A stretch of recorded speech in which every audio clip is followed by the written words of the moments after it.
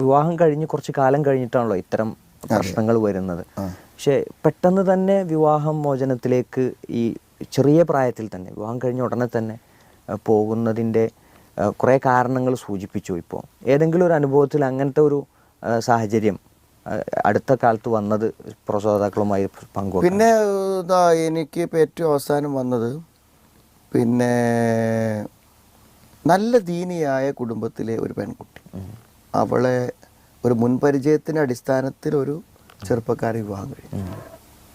അവൻ മാരകമായ ലഹരി ഉപയോഗിക്കുന്ന ആളാണ്. അത് അവൾക്ക് അറിയാം ആദ്യ നാളുകളിൽ തന്നെ. പക്ഷെ അവൾ ഒരു മനുഷ്യനെ അറിയിക്കാതെ 3 വർഷമാണ് അവൾ സഹിച്ചത്.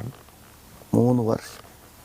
വളരെ ജീവിതത്തിൻ്റെ അവസാനത്തിലാണ് എന്ത് ചെയ്യണത്, വാപ്പിയമ്മ അറിയണത്.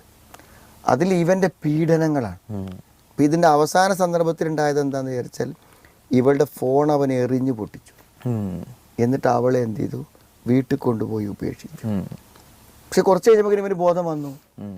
അത്രയും നല്ലൊരു കുട്ടിയാണിത്, ദീനിയായിട്ടും അയാളുടെ പെരുമാറാനും ഒക്കെ. അപ്പോൾ അവൻ അവളെ കിട്ടണം. അപ്പോൾ അവർ പറഞ്ഞു ഇനി തീരുമാനമായിട്ട് നോക്കാം. അപ്പോൾ ഞാൻ സ്വാഭാവികമായും എന്താ വെച്ചാൽ 3 വർഷമൊക്കെ ഇവനും വേണ്ടി കാത്തിരുന്ന് പീഡനങ്ങൾ സഹിച്ചൊരു പെൺകുട്ടിക്ക് ഇവനെ ഉപേക്ഷിക്കാൻ സാധിക്കുമോ എന്ന് ഞാൻ ചിന്തിച്ചു.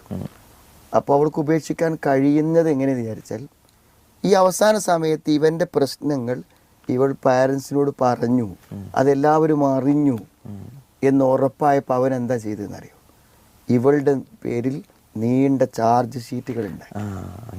അങ്ങനെ മൊത്തം ഈ ജീവിത പരാജയത്തിന് കാരണക്കാരി ഇത് പലരും ചെയ്യുന്ന കാര്യമാണ്. അവസാനം അവർ പ്രതികളാകുമ്പോൾ സമൂഹത്തിൽ അവർക്ക് മാന്യത തരിക. അപ്പോൾ അവരിത് അഡ്വാൻസ് ആയിട്ട് പറയുമ്പോൾ ഈ പെൺകുട്ടികൾ പ്രതികളാകും. അപ്പോൾ ഇവള് 100% ഇവനാണ് പ്രതി എന്ന് നമുക്ക് ഉറപ്പാണ്. അവനും അവൻ്റെ പാരൻസിനൊക്കെ ഉറപ്പാണ്. പക്ഷെ അങ്ങനെ ആയിട്ടും എന്താണ്, അവൻ്റെ ഈ ലഹരിയെ മറച്ചു വെക്കുകയും അവളുടെ പേരിൽ പുതിയ ചാർജ് ഷീറ്റുകൾ ഉണ്ടാക്കുകയും ചെയ്യാം.